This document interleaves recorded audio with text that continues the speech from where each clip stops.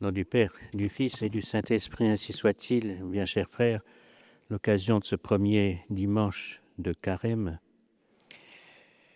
nous voyons cet épisode rapporté par les évangiles extrêmement poignant de notre Seigneur attaqué par le démon lui-même, par Satan lui-même. S'il a attaqué notre Maître et Seigneur, il nous attaque aussi. Satan veut nous passer au crible. Cette phrase n'est pas de moi, elle est de notre Seigneur Jésus-Christ lui-même, le soir du jeudi saint, alors que Saint Pierre lui annonce qu'il le suivra jusqu'à la mort s'il le faut. Notre Seigneur lui dit, Satan veut vous passer au crible de la tentation.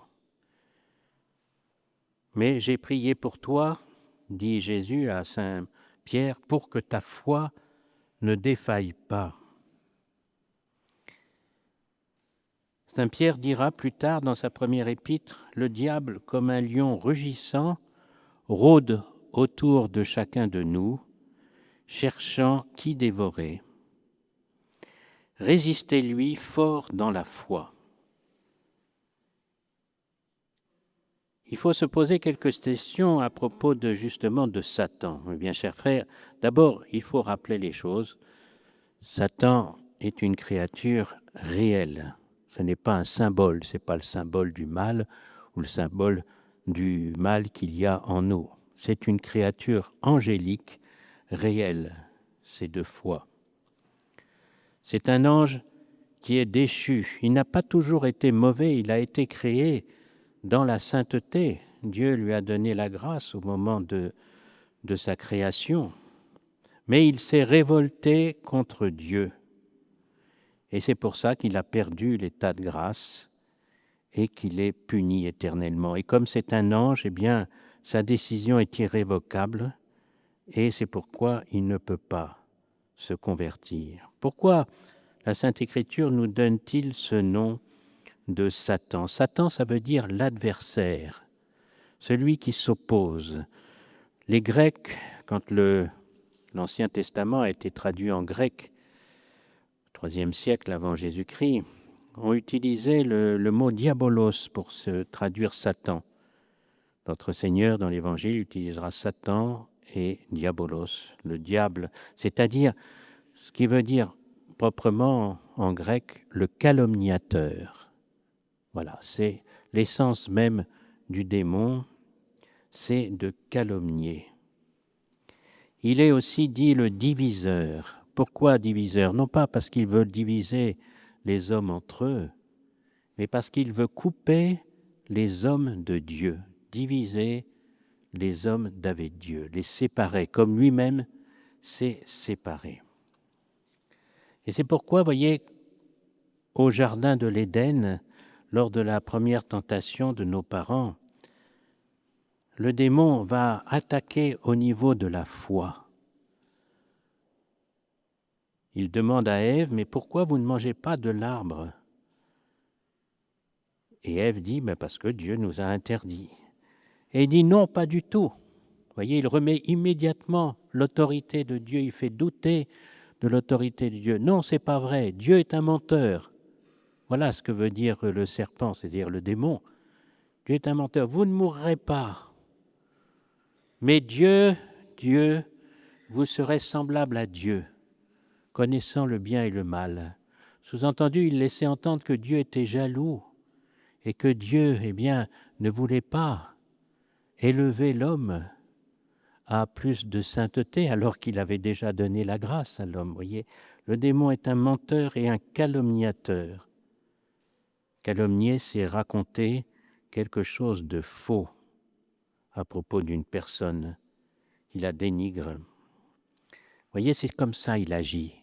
Il agit toujours. Et alors le démon va continuer. Après la chute de nos premiers parents, il sait qu'un Rédempteur a été annoncé. Il voit le Christ qui apparaît. Il faut bien dire que le démon n'a plus la foi, il ne connaît pas tout. Et donc il ne sait pas si le Christ est le Fils de Dieu ou pas. Pour le croire, il faudrait qu'il ait la foi, qu'il y adhère. Il a des évidences, alors il le tente et va voir jusqu'où le Christ peut résister. Et en voulant frapper le Christ, c'est nous, parce que le Christ est le seul rédempteur possible. Et que fait Jésus pour résister aux démons? Eh bien, il cite la parole de Dieu, la Sainte Écriture. Voilà. Tu adoreras un seul Dieu. Après l'échec vis-à-vis de Jésus, puisque le démon doit s'en aller après cette tentation au désert, il le poursuivra pendant toute sa passion pour essayer de le pousser au désespoir. Et Jésus est fidèle à l'ordre de Dieu jusqu'à donner sa vie pour nous. Et c'est l'échec du démon. Le démon pense avoir vaincu Jésus-Christ, mais il n'a pas vu qu'en le faisant crucifier, finalement, il a réduit son royaume, le royaume de Satan, à néant, et Jésus ressuscite. Mais la lutte de Satan continue. Pourquoi? Eh bien parce que Jésus a fondé une église. C'est l'œuvre de Jésus, cette église. Alors le démon va s'acharner contre cette église. Nous savons que l'église est indéfectible, qu'elle durera jusqu'à la fin des temps, jusqu'à ce que Jésus revienne dans sa gloire. Nous le savons par la foi, par la parole de Jésus, mais le démon ne le sait pas. Il pense que lui, avec sa puissance angélique, il va pouvoir détruire l'Église. Il faudrait, pour qu'il arrête, eh bien, qu'il finisse par reconnaître que la parole de Jésus est vraie, mais ça, il ne veut pas. Donc, il va attaquer l'Église.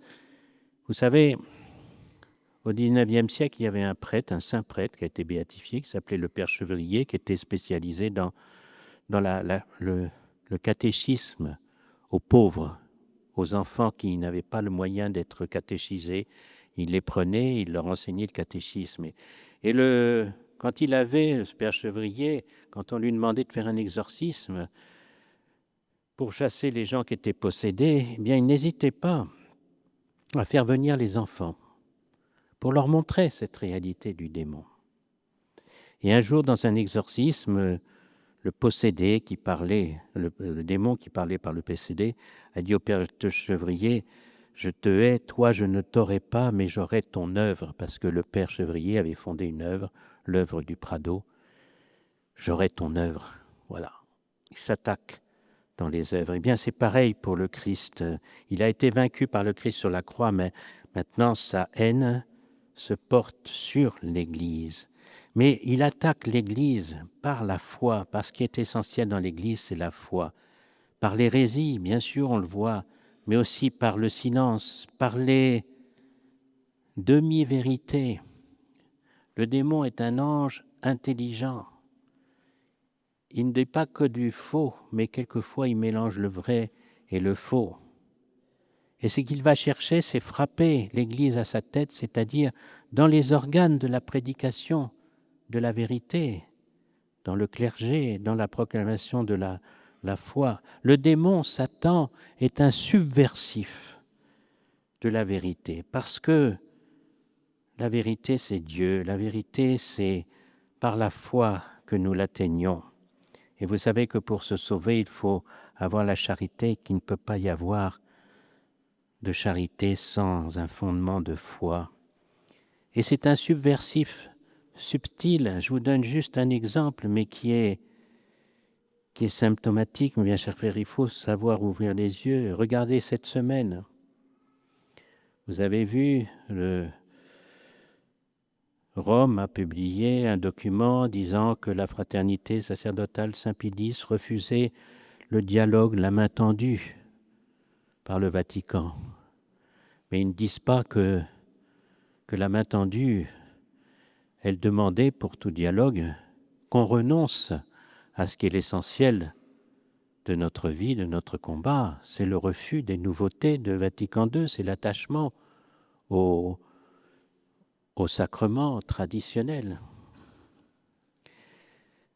Et donc il disait, voilà, il refuse le dialogue. Et en même temps, mes bien chers frères, il nous donnait un exemple du dialogue puisque quasiment le même jour a été publié par le Saint-Siège, par un organe officiel du Saint-Siège, le dicaster pour le dialogue interreligieux, qui est dirigé par le cardinal Covacade, un document, une adresse aux musulmans pour se réjouir de l'ouverture du Ramadan, pour comparer le Ramadan avec le carême chrétien. Nous sommes heureux de cheminer avec vous en même temps. C'est la Providence, dit le document.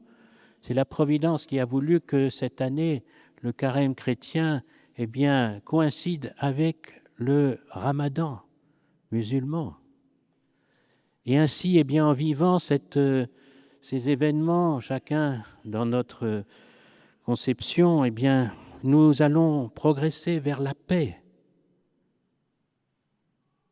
C'est donc un dialogue qui compare, qui met sur le même pied un acte religieux, un acte de culte qui est le Ramadan chez les musulmans, avec le carême chrétien qui consiste à vivre ces 40 jours à la suite de notre Seigneur dans son jeûne au désert, pour arriver à la célébration de sa passion rédemptrice, pour arriver à Pâques, à la résurrection.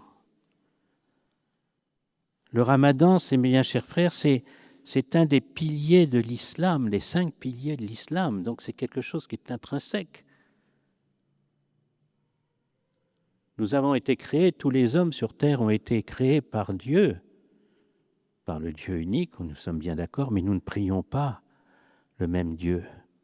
Parce que nous, Dieu, c'est notre Seigneur Jésus-Christ, ce que l'islam refuse absolument. Mais ce qui est dramatique, c'est que cela vient, comme je vous le disais, de ce qui doit être le phare de la vérité, c'est-à-dire Rome. Dans ce document que j'ai relu spécialement, et j'ai bien voulu vérifier, il n'y a pas une seule fois le mot Jésus-Christ. Pas une seule fois le mot passion, pas une seule fois le mot résurrection, pas d'allusion à la Trinité, rien du tout, rien du tout. On parle du Dieu Tout-Puissant en utilisant même une formule de l'islam. Le Ramadan, mes bien chers frères, c'est le culte des musulmans par lequel on célèbre quoi? La descente du Coran depuis le ciel. N'est-ce pas l'anti-révélation chrétienne? Et on espère construire la paix. Quelle paix! Quelle paix! Nous sommes dans le même bateau, disait le pape François à propos des musulmans et des chrétiens. Non, non, non, nous ne sommes pas dans le même bateau. L'Église, elle proclame Jésus-Christ. La seule allusion qu'il y aurait un peu de chrétien dans ce texte, c'est qu'on dit que le carême chrétien nous mène à célébrer Pâques. Point. C'est très grave, mes bien chers frères. Si vous avez l'occasion, je vous recommande le numéro de janvier du Chardonnay, qui est sorti. Vous pouvez le trouver sur le site de Saint-Nicolas. Vous pouvez même le télécharger. Un article qui s'appelle « Voyage au bout de la perdition ». C'est l'histoire d'un dominicain qui avait apostasié pour l'islam, qui avait voulu vivre l'islam et qui finalement s'est aperçu que c'était vraiment absolument incompatible. Et il a réparé cette apostasie en s'offrant au martyr pour abjurer ce qu'il avait finalement, ce à quoi il avait adhéré. Donc le démon est un subvertiste très subtil. Et aujourd'hui, il faut reconnaître les choses, il ne faut pas se voiler la réalité. Les événements sont dramatiques. On n'a jamais atteint un tel degré d'apostasie jusque dans les plus hautes autorités de l'Église, pratique par le dialogue interreligieux, fruit de Vatican II. Satan, cependant, a ses limites, et n'oublions pas que c'est une créature. Il y a deux excès avec le démon, c'est soit le nier,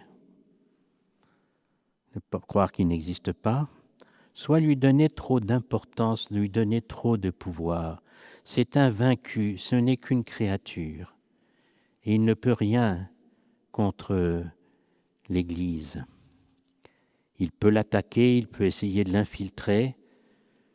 Le pape Paul VI, qui pourtant, on ne peut pas accuser d'être un traditionnaliste, d'avoir été un traditionnaliste rétrograde, disait que les fumées de Satan avaient pénétré l'Église. Le démon enfume. Et enfume spécialement ceux qui veulent prêcher la vérité, pour faire des demi-vérités. Mais le Christ nous a donné les moyens de résister, comme l'exemple qu'il le donne ici dans l'Évangile d'aujourd'hui, en s'appuyant sur la parole de Dieu, sur la vérité de Dieu, enseignée par la Sainte Écriture et par la tradition de l'Église. Toutes ces grâces que Jésus a laissées à son Église, les sacrements spécialement. Souvent les gens disent, il faut m'exorciser, il faut faire... Mais ils ne sont pas possédés, mais il y a... Monseigneur Lefebvre nous disait, il n'y a pas de plus grand exorcisme que d'assister à la messe. Parce qu'on est au pied de la croix, et c'est la croix qui a vaincu le démon. Mais tous ces sacrements qu'on essaye de nous empêcher de recevoir comme l'Église a toujours reçu, voilà le démon, sous prétexte qu'il faut faire l'unité, le liturgique, tout ça. Non, non, non, non. C'est la foi qui est première. Donc il ne faut pas craindre, il ne faut pas avoir peur du démon. Il faut simplement être conscient de sa subtilité et s'appuyer sur quelque chose de solide. Les moyens qui nous sont donnés sont des moyens simples parce que le bon Dieu aime vaincre la puissance du démon par des moyens tout simples, des moyens humbles. Et je vous en citerai juste un, quand vous êtes tenté, répétez simplement dans votre cœur cette parole qui est de la Sainte Écriture. Ipsa conteret caput tuum. C'est ce que Dieu dit au serpent, à Satan, après la chute de nos premiers parents, en parlant de la Vierge Marie. Elle t'écrasera la tête. C'est l'annonce de la défaite définitive du démon par le pied de la Vierge Marie, le pied d'une femme, d'une jeune femme. Voilà. Et quand vous répétez ça dans votre cœur, elle t'écrasera la tête. Le démon, qu'est-ce qu'il voit, qu'est-ce qu'il entend? Il entend la pire humiliation qui est la sienne, c'est d'avoir été vaincu par une simple femme, par la foi d'une femme, immaculée dans sa foi, comme disait si bien le pape Saint Pie X. Au nom du Père et du Fils et du Saint-Esprit, ainsi soit-il.